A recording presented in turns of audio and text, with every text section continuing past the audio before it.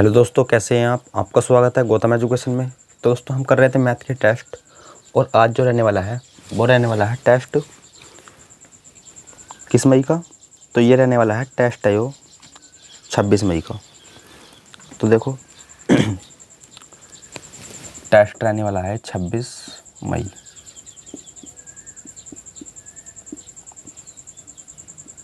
Question number 1।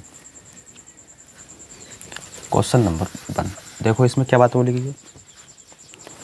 तो sir इसमें बोला गया हमसे 300 से 400 के बीच ऐसी संख्याओं का योगफल कितना होगा जिन्हें 6 से 12 से और 16 से विभाजित करने पर कोई शेषफल नहीं बचे।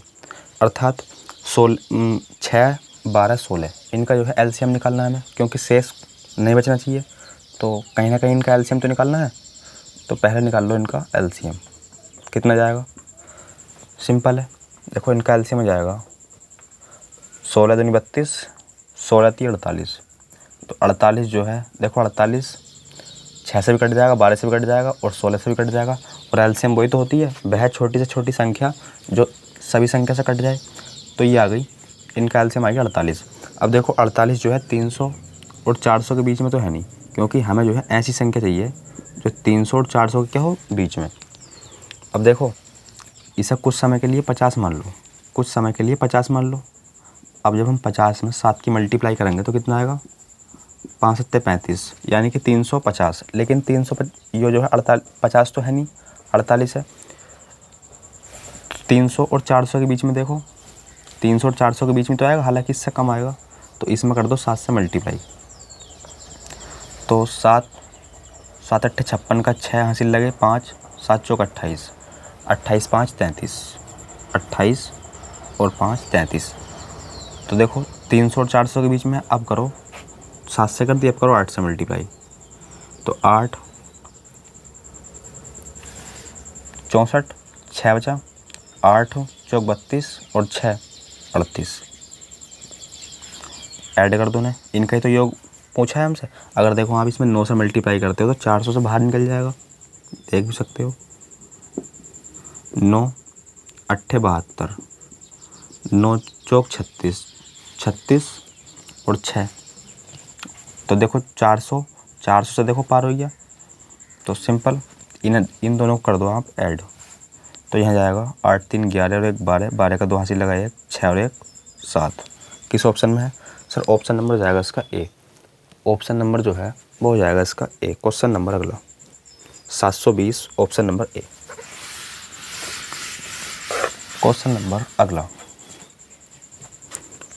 तो देखो क्वेश्चन नंबर अगले में बोला गया है एक परीक्षा में एक छात्र को पास होने के लिए अधिकतम अंक 35% चाहिए। अधिकतम जो अंक है, क्वेश्चन नंबर 2 है, अधिकतम जो अंक है उसे वो परसेंटेज में कितना चाहिए? तो वो लिखा 33%। लेकिन वह जो है 70 प्राप्त करता है, 70 अंक जो है वो प्राप्त करता है और 70 अंक से वो फेल हो जाता है, 70 अंक से वो फेल हो जाता है। तो देखो परसेंटेज में इधर पास हो रहा है तो नंबर में आपको इधर भी पास करना होगा। तो 70 नंबरों से फेल हो रहा है, अगर हम उसे 70 नंबर और दे दें तो वो क्या हो जाएगा? पास। तो ये 35% का मान कितना है? 140। पूछा क्या है? अधिकतम परीक्षा में अधिकतम अंक, और वो होते हैं 100%। परीक्षा में अंक जो होते हैं वो होते हैं 100%। तो देखो 140 35% के इक्वल। तो यहाँ से जो है 7 7 पंजे 35 और 7 दूनी 14। तो यहाँ से जो है 7 दूनी 14, यहाँ से जो है एक 5% का मान आ गया 20, यानी कि 20। 5% का आ गया 20। तो हमें बताना है 100% का मान। तो 5% में को आप 20 की मल्टीप्लाई कर दो तो कितना जाएगा? 20 पंजे 100, इसमें करी तो इसमें भी कर दो 20 की मल्टीप्लाई। तो यहाँ जाएगा 400। या फिर इस तरीके से निकाल सकते हो आप कि पहले 1% का मान निकालो फिर 100% का मान निकालो। बात तो एक ही है। ऑप्शन बी क्वेश्चन अगला, ऑप्शन बी क्वेश्चन अगला किस में है? ये 400 जो है ऑप्शन सी में तो है। तो इसका जो है वो हो जाएगा सी, क्वेश्चन नंबर अगला, अर्थात तीसरा। सर क्वेश्चन नंबर तीसरे में बोला गया है सुनील ने एक पंखा अंकित मूल्य से 10% के डिस्काउंट पर खरीदा और 15% डिस्काउंट पर खरीदता। यदि उसे वो 15% के डिस्काउंट पर खरीदता तो उसे 400 रुपए की बचत होती। अच्छा, परसेंटेज में कितनी बचत होती? पहले वो 10% का खरीद रहा था, अब 15% का खरीदता, तो परसेंटेज में तो 5% की बचत होती, लेकिन रुपए में कितना बोल रखा है? रुपए में बोल रखा है 400। तो हमें बताना अंकित मूल्य, और अंकित मूल्य होता है 100%। तो 5% का मान इतना है, तो 100% का मान कितना जाएगा? तो 5 को जो है 100% बना लो, जैसे हमने इसमें किया था। तो इसमें कर दो 20 से मल्टीप्लाई। तो जब 20 से मल्टीप्लाई करोगे तो ये जाएगा 100%। इधर करी तो इधर भी करानी होती है। तो देखो 2 चौक 8 और 0 कितने आएंगे? 0 आएंगे 3, तो ये जाएगा 8000। तो उस पंखे का जो अंकित मूल्य है यानी कि MRP वो जाएगा 8000। किस ऑप्शन में है? ये है सी ऑप्शन में। सर ये है सी ऑप्शन में। क्वेश्चन नंबर अगला, क्वेश्चन नंबर अगला यानी कि चौथा, क्या बात बोली गई है? देखो क्वेश्चन नंबर चौथा, इसे जो है आप देखो, जिस प्रकार के ये ऑप्शन दिए हैं तो करने की कोई आवश्यकता नहीं है। बोल रखा है पिता और पुत्र की आयु का अनुपात कितना है। देखो पिता और पुत्र, इनकी आयु का जो अनुपात है वो दे रखा है हमें। ये पिता है, ये पुत्र है। आयु का अनुपात 7:2। 5 वर्ष पहले उनकी आयु का गुणनफल कितना था? इतना। तो या तो देखो आप इस तरीके से कर लेना, यहाँ x लगा लेना, यहाँ x, ये वर्तमान है, ये वर्तमान का अनुपात था। अच्छा, 5 वर्ष पहले कितने का होगा? 5 वर्ष पहले पिता इतने का होगा, क्योंकि वर्तमान में से 5 माइनस कर दिया। पुत्र 5 वर्ष पहले इतने का होगा। तो इसे आप सोल्व कर लेना, या फिर इसकी, हाँ क्या पूछा है इसमें? पिता की उम्र क्या है? पिता की उम्र क्या है वर्तमान में? तो देखो पिता की उम्र क्या है वर्तमान में? 7x ही तो है, अर्थात अनुपात में 7 ही तो है। तो देखो जो भी ऑप्शन 7 से कटेगा, जो भी ऑप्शन 7 से कटेगा वही तो हमारा आंसर हो जाएगा। 30 तो 7 से कटता नहीं है, इसी प्रकार 45 7 से नहीं कटता, 40 7 से नहीं कटता। ऑप्शन नंबर सी 35 जो है 7 से कटता है। तो पिता की उम्र कितनी जाएगी? वर्तमान उम्र आ जाएगी उसकी 35 वर्ष। कितनी जाएगी? 35 वर्ष। बेसिक से करना चाहते हो तो इस तरीके से कर लेना, इसे देखो सोल्व कर लेना। 7 दूनी 14 x², और यहाँ आ जाएगा 7 पंजे या 5 7 35x, और यहाँ जाएगा 5 दूनी 10 x, और माइनस प्लस, देखो इसे सोल्व कर लेना आप। यहाँ जाएगा माइनस का 45 प्लस 25, इसे उधर ट्रांसफ़र कर देना। तो देखो ये जो है, इसे जो है आप स्वयं कर लेना बेसिक है इसका। क्वेश्चन नंबर अगला, इसका जाएगा सी। क्वेश्चन नंबर अगला यानी कि 5। तो सर क्वेश्चन नंबर 5 में बोला गया हमसे, क्वेश्चन नंबर 5 में बोला गया है 1200 मीटर की रेस में राम श्याम को 200 मीटर या 20 सेकंड से हरा देता है।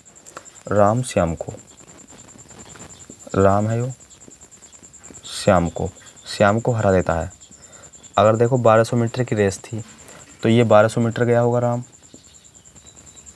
और ये 1000 मीटर, तभी तो वो 200 मीटर से हार गया। ये 1200, ये 1000, तभी तो वो 200 मीटर से हारा है।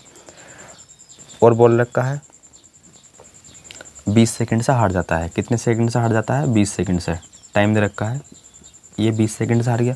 अच्छा एक बात बताओ, इनका रेशियो बना लो 2 0 से, या फिर एक काम करो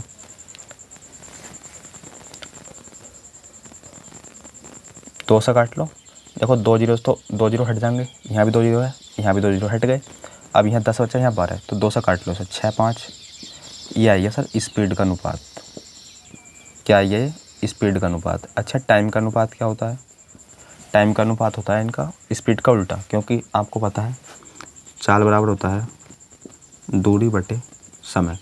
समय बढ़ेगा तो स्पीड घटेगी, स्पीड घटेगी तो टाइम बढ़ेगा, और स्पीड बढ़ेगी तो टाइम घटेगा।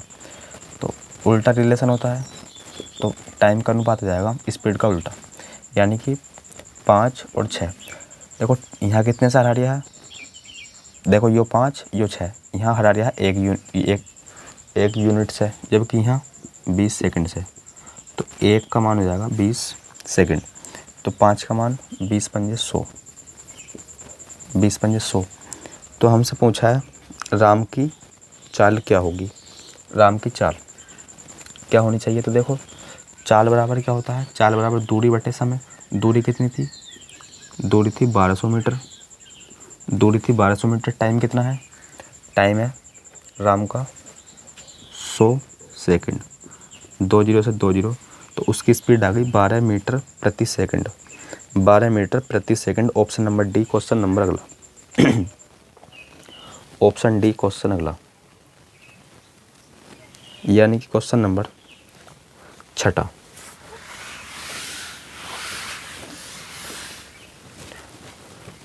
तो क्वेश्चन नंबर 6 में बोला गया हमसे एक धनराशि साधारण ब्याज वाली योजना में निवेश करने पर 4 साल में 3 गुनी हो जाती है। 4 साल में 3 गुनी। अगर मान लो वो 1 थी तो वो 3 गुनी होगी। अच्छा टाइम कितना लग गया इसे, टाइम लग गया 4 साल। और SI यानी कि साधारण ब्याज कितना हुआ, अरे 1 रुपये की थी कोई धनराशि 3 रुपये हो गई, तो साधारण ब्याज तो 2 रुपये लगा। क्योंकि देखो मिश्र धन में से अगर हम प्रिंसिपल माइनस कर दे, अगर हम अमाउंट में से प्रिंसिपल माइनस कर दे तो ऐसा ही आ जाएगा। बोल सर बिल्कुल। आगे बोला गया है वह 21 गुनी कितने वर्षों में हो जाएगी। 21 गुनी, अगर राशि 1 थी तो उसे जो है 21 गुना करना है। तो देखो हमें बताना है कितना टाइम लगेगा, टाइम बताना है कितना लगेगा। अच्छा SI कितना है सर, SI यानी कि सिंपल इंटरेस्ट, वो है 21 - 1 यानी कि 21 - 1 20। तो देखो साधारण ब्याज यहाँ 20 है, यहाँ 2 है। तो देखो टाइम जो है SI का कितना है 2 गुना। टाइम जो है टाइम SI का कितना है 2 गुना। तो टाइम जो है यहाँ भी SI का 2 गुना कर दो, 20 का 2 गुना 40। तो टाइम लगेगा उसे 40 वर्ष। किस ऑप्शन में है 40 वर्ष, ये है ऑप्शन नंबर सी में। या फिर इस तरीके से कर सकते हो, पहले यहाँ से रेट निकाल लो। देखो ये फॉर्मूला तो आप सभी को पता है, PRT अपॉन में 100। अब देखो SI कितना है, यहाँ SI है यहाँ 2, यहाँ से रेट निकल जाएगा आपका। प्रिंसिपल 1, रेट पता नहीं, टाइम दे रखा था 4, अपॉन में आता हमेशा 100। 4 से कटेगा 25 बारी और 25 चौका 100। तो यहाँ से जो है रेट आई है कितना, देखो कितना 25, 4 से कटेगा 25 बारी और 25 दूनी 50। तो रेट आई है यहाँ से 50, यानी कि हमारी जो है दर निकल कर आ गई, वो निकल कर आ गई 50%। और बस आपको CI चाहिए 20, प्रिंसिपल है 1, रेट है 50 और टाइम कैलकुलेट करना है। टाइम कैलकुलेट करना है, हमेशा आता है बटे में 100। 50 से 2 बारी और 20 दूनी 40। तो टाइम देखो यहाँ से भी कितना आया 40। इस तरीके से कर लेना, लेकिन ये तरीका थोड़ा लेंथी है, तो इस तरीके से जाना आप। क्वेश्चन नंबर इसका क्या हो जाएगा सी, क्वेश्चन नंबर 7।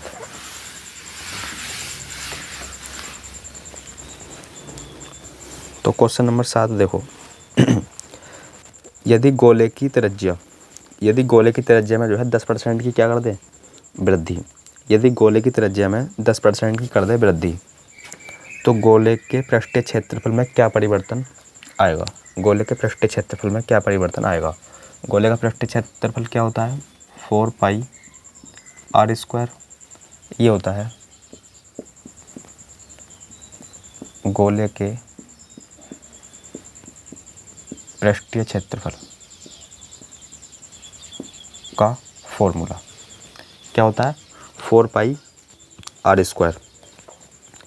तो देखो त्रिज्या जो है वो कितनी बढ़ा रिया है, त्रिज्या जो है वो 10% बढ़ा रिया है, यानी कि सर R के मान में 10% की कर रहा है बढ़ोतरी। अरे मानते हो नहीं मानते। अच्छा ये कांस्टेंट है, इससे कोई फ़र्क नहीं पड़ेगा, इसे हटा दो, ये कांस्टेंट है, जो भी फर्क आएगा वो R के मान से आएगा। बोले सर बिल्कुल। तो बस ये फॉर्मूला लगा दो, आपको अच्छे तरीके से पता है x + y + xy अपॉन में 100। तो देखो 10, x का मान भी 10, y का मान भी 10, तो 10 प्लस 10 20, 10 गुणा 10 कितना भैया 100, और 100 से जो है 100 में को भाग करोगे तो वो आएगा सर हमेशा 1%। अरे 100 में को 100 से भाग करोगे 1 ही तो आएगा, और बस ये आएगा प्रतिशत में निकल गए। तो 21% की वृद्धि, 21% का परिवर्तन हो जाएगा किस ऑप्शन में? ऑप्शन सी क्वेश्चन अगला, ऑप्शन सी क्वेश्चन अगला, यानी कि क्वेश्चन नंबर 8। देखो क्वेश्चन नंबर 8 देख पा रहे होगे आप, डीआई का क्वेश्चन है, और डीआई में जो है चैप्टर है वो पाई चार्ट। देखो डीआई के क्वेश्चनों को पहले जो है आप अच्छी तरीके से पढ़ो, फिर उन्हें समझो। प्राथमिक यदि देखो हमें जो है बताना क्या है इसमें, तो माध्यमिक कक्षा की तुलना में मिडिल कक्षा के द्वारा कितना धन अधिक एकत्रित हुआ। तो देखो प्राथमिक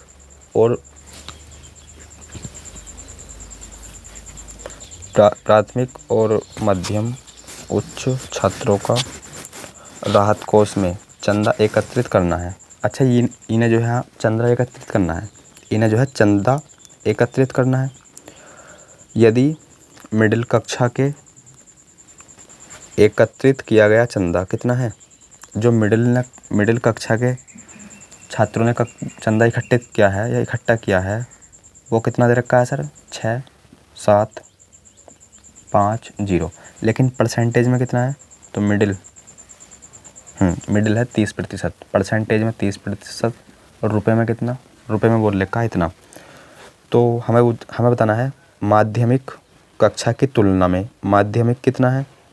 माध्यमिक कक्षा की तुलना में, माध्यमिक कक्षा ने तो इतना चंदा इकट्ठा किया परसेंटेज में, देख पा रहे होगे आप, की तुलना में मिडिल कक्षा द्वारा कितना अधिक धन एकत्रित हुआ। मिडिल कक्षा ने किया इतना, तो परसेंटेज में कितना धन अधिक एकत्रित किया? 3%। तो फाइनली हमें 3% का मान ही फाइंड करना है। अच्छा 30% का मान इतना है, तो 3% का मान क्या हो जाएगा? और सर कुछ नहीं, 10 से भाग कर दो, इसमें करी तो इसमें भी करनी होती है। तो 3% का मान निकल कर आइए हमारे पास किस ऑप्शन में है? 675। 675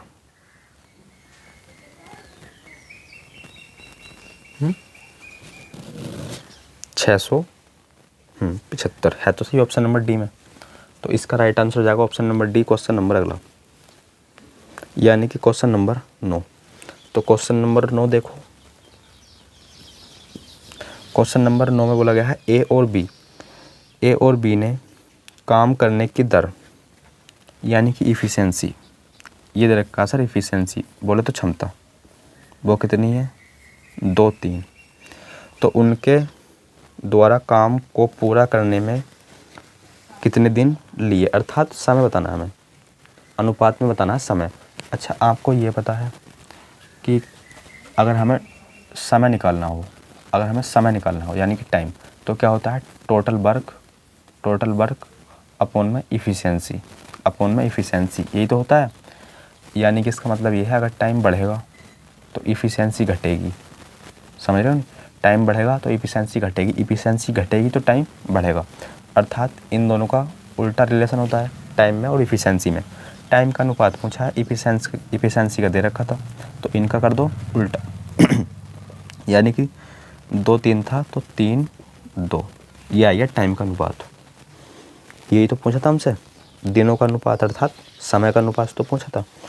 तो बस किस में है देखो, ये है ऑप्शन सी क्वेश्चन अगला, ऑप्शन नंबर सी में है ये क्वेश्चन नंबर अगला देखो, यानी कि क्वेश्चन नंबर 20।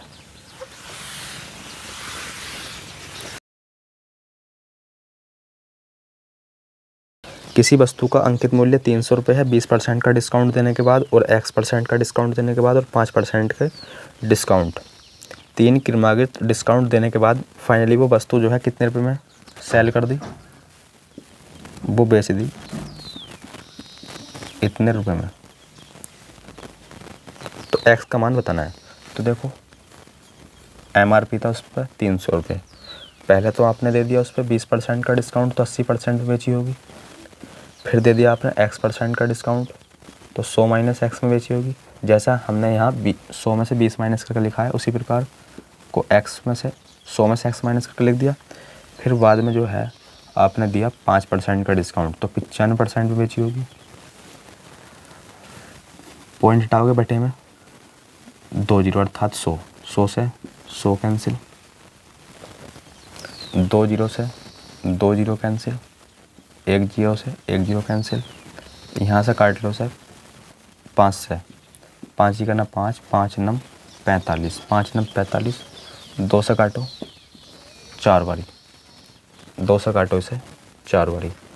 अब देखो 3 से काट लो इसे, 3 से काटोगे तो 3 पंजे 15, 3 पंजे 15, 3 नम 27, 3 धुनी 6, 3 अट्ठे 24, 4 से काटो, 4 से काटोगे तो ये आएगा 4 ही करना 4, यहाँ जाएगा 19, 4 चौक 16, 4 अट्ठे 32, 4 धुनी 8। बटे में क्या जाएगा, बटे में आएगा 19, बटे में 19 और इधर क्या बचा 100 माइनस एक्स, 100 माइनस एक्स, यही तो बचा। तो बस इसे सोल्व कर लो आप। क्या बचा 100, देखो 1482 और बटे में क्या है 19, तो डिवाइड कर लो।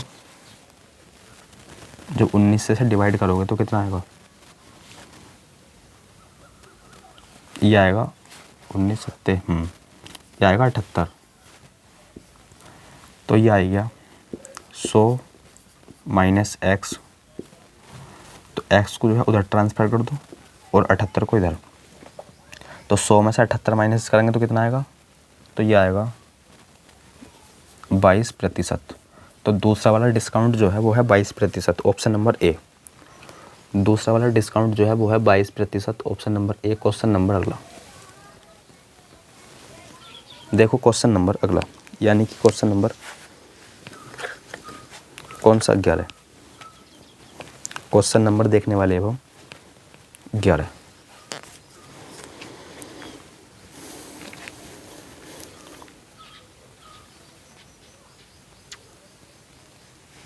तो इसमें बोला गया हमसे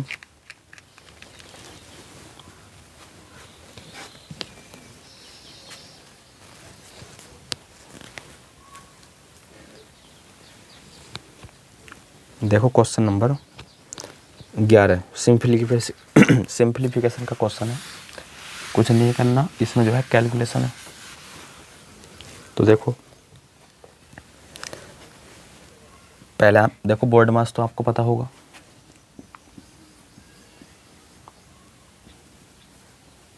बोर्ड मास पहले हम देखो ब्रैकेट से पहले ही बार सॉल्व करते हैं, फिर ब्रैकेट, फिर का, फिर डिवाइड, फिर मल्टीप्लिकेशन, फिर एडिशन, फिर सब्ट्रैक्ट। तो देखो पहले ब्रैकेट सॉल्व करेंगे जैसे कि इसमें दे रखा है बिफोर ब्रैकेट। तो देखो 3/4 है, 3/4 लिखेंगे, फिर माइनस 1/4 डिवाइड 1/4। अब देखो का, तो का को सॉल्व कर लो क्योंकि ब्रैकेट के बाद का सॉल्व होगा।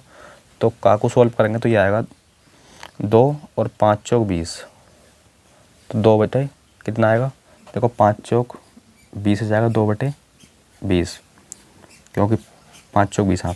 तो 1/10 हो जाएगा, तो 1/10 लिख लो इस जगह और ब्रैकेट कर दो क्लोज। यहाँ आएगा 3/4 डिवाइडेड बाई, अब देखो का है सॉल्व करो, 3 दूनी 6, 5 या 15, 3 दूनी 6, 3 पंजे 15, यानी कि 2 5 लिख सकते हैं। 3 से काट दिया हमने, 2 5, तो यहाँ जाएगा 2 5। अब देखो डिवाइड सॉल्व होगा, अब जो है डिवाइड सॉल्व होगा। तो डिवाइड सॉल्व करोगे तो 3/4 माइनस 1/4 डिवाइड है, मल्टीप्लाई लगा दो और 10 नीचे तो ऊपर लिख दो। इसी प्रकार यहाँ कर दो, 3/4 मल्टीप्लाई 5/2, तो ये जाएगा 3/4 माइनस 2 से काट दिया हमने,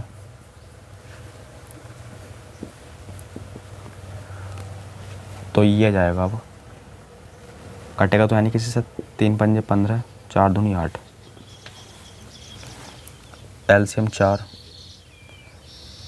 3, 2 माइनस में है क्या, है ऑप्शन माइनस में भी, 2 दूनी 4, तो यहाँ आएगा 10, घटा लो हाथों हाथ, कितना आएगा -7, -7 ही तो आएगा, तो -7, और यहाँ देखो गुणा का सिंबल लगा दो और 8 ऊपर 15 नीचे, कटेगा तो काटो, देखो 4 दूनी 8, 4 दूनी 8 दो बारी। अब देखो 7 दूनी 14/15 माइनस का 14/15, क्योंकि देखो 7 दूनी 14 और माइनस ये वाला, तो 14/15 किस ऑप्शन में है सर, ये है ए ऑप्शन में। तो इसका राइट आंसर हो जाएगा ए क्वेश्चन नंबर अगला, तो इसका राइट आंसर हो जाएगा ए क्वेश्चन नंबर अगला, यानी कि क्वेश्चन नंबर 12। तो इसे जो है आप स्वयं कर सकते थे, कैलकुलेशन थी बस, यूनिट डिजिट, हाँ यूनिट डिजिट निकालना, यानी कि इकाई का अंक, यूनिट डिजिट बोले तो इकाई का अंक। क्या क्या दे रखा, 2 की पावर 5, 25 की पावर 2, 7, 3 की पावर 7। गुणनफल का इकाई का अंक क्या होगा, सिंपल क्वेश्चन है। देखो 0 156,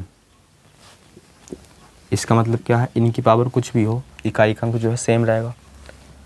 अच्छा देखो 0 156 में 5 भी आ रहा है, तो 5 की पावर 2 है इस जगह, तो भी 5 इकाई का अंक 5 आने वाला है। 5 की पावर 100 होती तो भी इकाई का अंक 5 आता।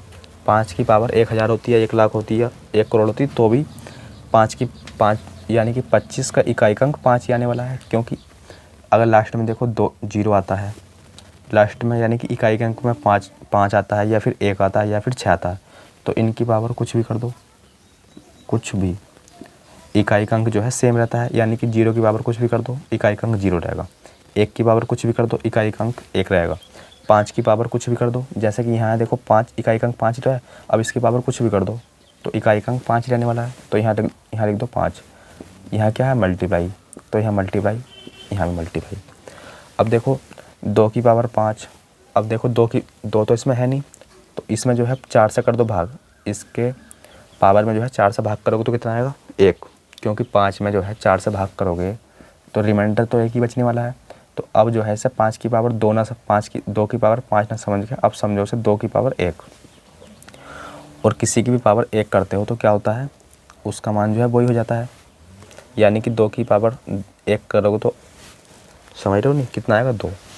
इसी प्रकार 3 7 में जो है 4 से भाग करो तो कितना आएगा 3, रिमाइंडर 3 आएगा, और 3 की पावर 3 27, मल्टीप्लाई कर दो, 5 दूनी 10। अब देखो यहाँ जो है 10 बन गया, यानी कि इकाई का अंक कितना आ गया 10। अब 0 से किसी की भी मल्टीप्लाई करोगे तो इकाई का अंक क्या आएगा 0, आगे करने को कोई आवश्यकता है नहीं। ऑप्शन सी क्वेश्चन अगला, ऑप्शन सी क्वेश्चन अगला देखो, यानी कि क्वेश्चन नंबर 13, यहीं देखो 216 के विषम भाजकों का क्या बताना है, सम यानी कि योग, विषम भाजकों का। तो देखो विषम भाजक, पहले इसके फैक्टर कर लो, देखो इसके फैक्टर आएंगे 2 की पावर 3, 3 की पावर 3, देखो किस तरीके से आए हैं, इसका फैक्टर भी, इसके जो है गुणनखंड भी कर सकते हो आप। 216 है, 2 से काटो 2, 2 8 16, 3 से काट लो, ये शुरू में 3 से काट लेते कोई दिक्कत नहीं है, 3 3 9, 3 6 18, 3 से काटो 3 का 3, 3 दूनी 6, 3 से काटो 3 चौक 12, 2 से काटो 2 दूनी 4, फिर 2 से काटो तो 1 2 3, 2 की पावर 3, 1 2 3, 3 की पावर 3, तो इनके फैक्टर आ गए ये। क्या पूछा है? विषम भाजकों का योग। विषम भाजकों का योग। अब देखो 2 तो क्या है? सम, इसे तो लेना नहीं है। 3 क्या है? विषम, तो 3 को लेना है। तो 3 की पावर 3 है, अब इसका योग पूछा है। 3 की पावर 3 है, अब इनका योग पूछा है। तो आप क्या करोगे, जब भी योग पूछा जाए तो 3 की पावर 0 लिखोगे, फिर प्लस लगाओगे। 3 की पावर 1 लिखोगे, फिर प्लस लगाओगे। और जब तक चलना है आपको, जब तक आप यहाँ ना पहुँच जाओ, अर्थात 3 तक ना पहुँच जाओ। कहाँ तक ना पहुँच जाओ? 3 तक। तो 3 की पावर 0 प्लस 3 की पावर 1 प्लस 3 की पावर 2 प्लस 3 की पावर 3, बस यही रुकना है हमें, जो है जब तक चलना है, जब तक यहाँ ना पहुँच जाए हम। 3 की पावर 0 का मतलब 1, यहाँ 3, यहाँ 9, यहाँ 27, और इनका ही सम तो पूछा था हमसे। 3 और 27 30, 30 और 9 और 1 10, 30 और 10 40। किस ऑप्शन में? 40, ऑप्शन नंबर बी। कभी कभी जो है टोटल गुणनखंड भी पूछ लेता है, तो पावर में 1 जोड़कर वो जाते हैं टोटल गुणनखंड। हालांकि देखो कितने जाएगा इसका, 3 और 1 4, 4 चौक 16, टोटल गुणनखंड 16। हालांकि हमसे ये नहीं पूछा गया अभी। तो कितना आएगा? 40। सबको ऐड करोगे तो कितना आएगा? 40। ये है ऑप्शन नंबर बी में। क्वेश्चन अगला, तो क्वेश्चन नंबर 14 में बोला गया हमसे, यदि दूध का मूल्य 60 रुपये प्रति किलोग्राम से बढ़ाकर 70 रुपये प्रति किलोग्राम कर दिया है, तो व्यक्ति को दूध की खपत कितने प्रतिशत में कमी कर देनी चाहिए ताकि उसका खर्च क्या रहे समान? 60 से 70 हो गया, 60 से 70 हो गया। अनुपात में देखें तो 6 से 7 हो गया। अब कितने की कमी कर दे?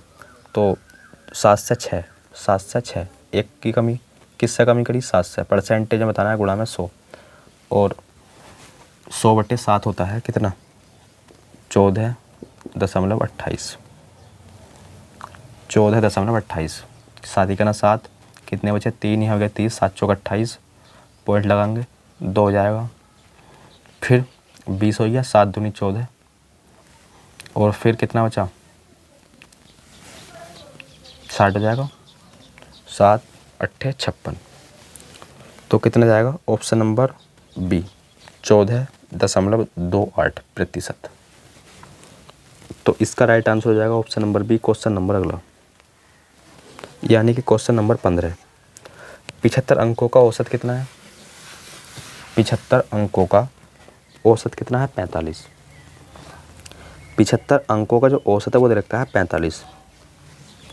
तो इनका योग कितना हो जाएगा?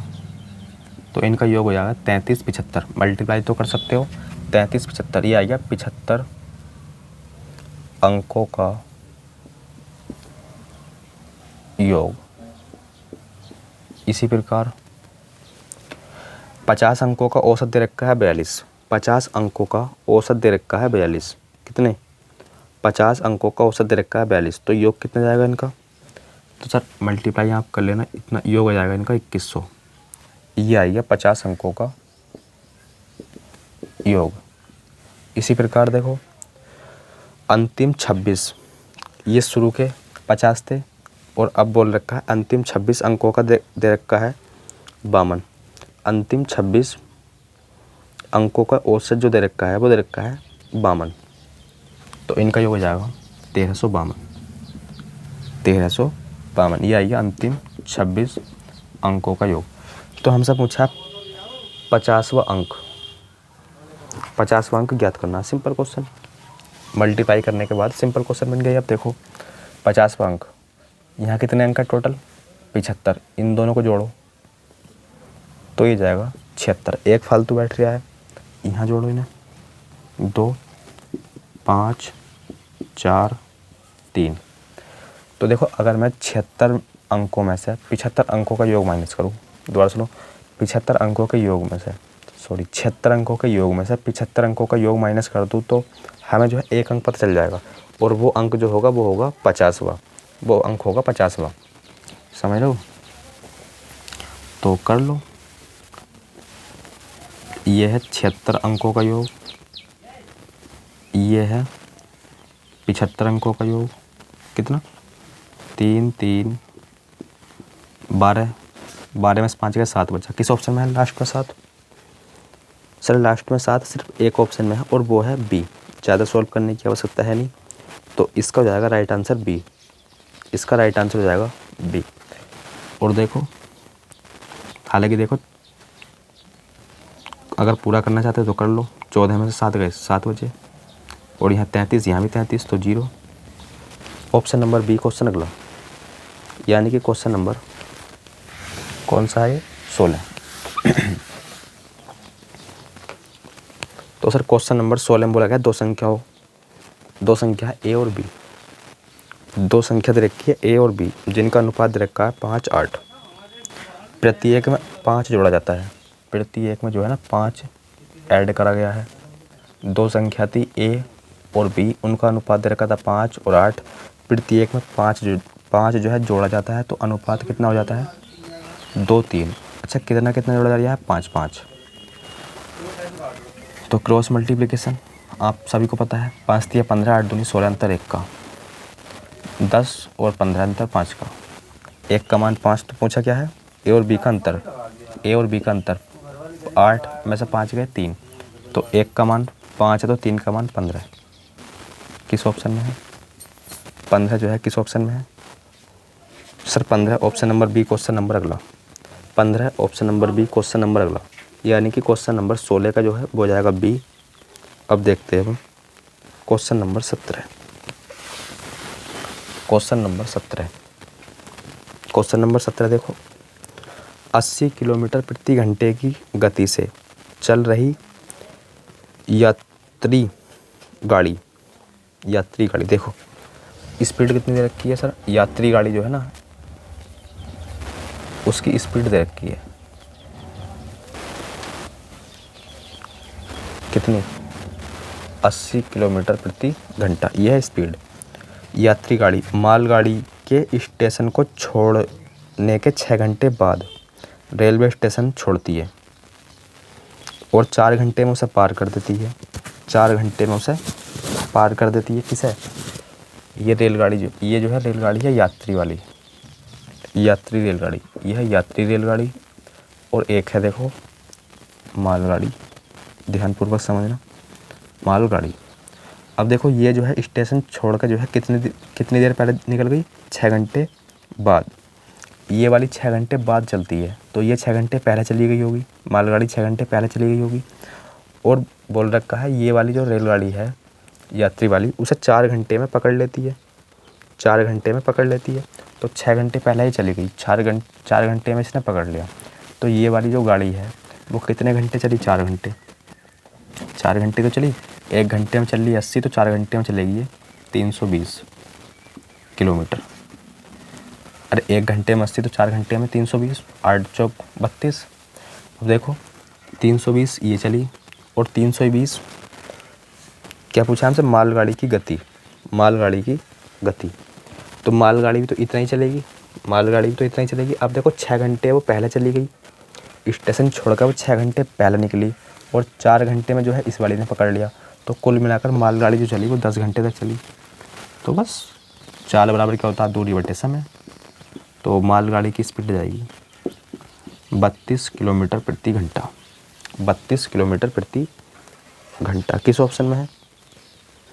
ऑप्शन ए क्वेश्चन अगला, option number A question number अगला, अर्थात क्वेश्चन नंबर 18। क्वेश्चन नंबर 18 देखो, इसमें बोला गया हमसे एक आयत है।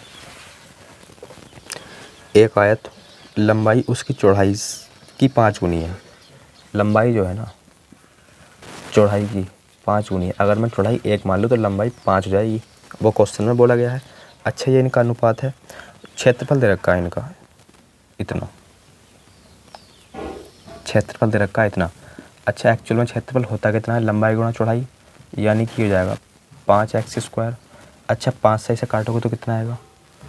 तो ये आएगा 5 छंग 30, 5 दूनी 10, 5 पंजे 25। तो x का मान यहाँ से आ गया 25।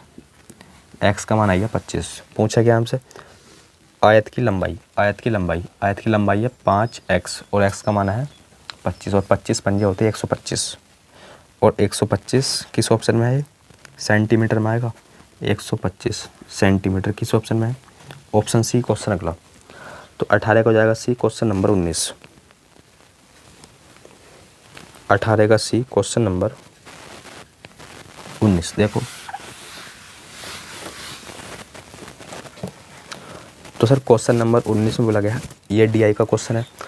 निम्न दंड आरेख में वर्ष 2020 और 2021 में विभिन्न विषयों को चुनने वाले छात्रों की संख्या दर्शाई गई है। देखो 2020 जो है रेड वाला है, देख पा रहे होंगे आप सर। 2021 ये जो है कौन सा कलर है, समझ पा रहे होंगे आप। देखो तो हमसे पूछा है इसमें 2020 में अर्थशास्त्र का चयन करने वाले छात्र 2020 में। अब देखो 2020 अर्थात रेड वाले की बात चल रही है, 2020 रेड वाले तो है। अब देखो अर्थशास्त्र कहाँ है, पहले स्थान पर दे रखा है। तो अर्थशास्त्र में 2020 में कितने छात्र थे? 75। और आगे बोल रखा है छात्रों का शारीरिक शिक्षा का चयन करने वाले। शारीरिक शिक्षा में कितने थे 2020 में? शारीरिक शिक्षा ये है शुरू से चौथे नंबर पर, और इसमें कितने थे? 125। इनका अनुपात बताना है, तो 25 थी 75, 25 पंजे 125, 3 5 किस ऑप्शन में है? ऑप्शन बी क्वेश्चन अगला। क्वेश्चन नंबर अगला देखो, यह था क्वेश्चन नंबर 19। Question number 20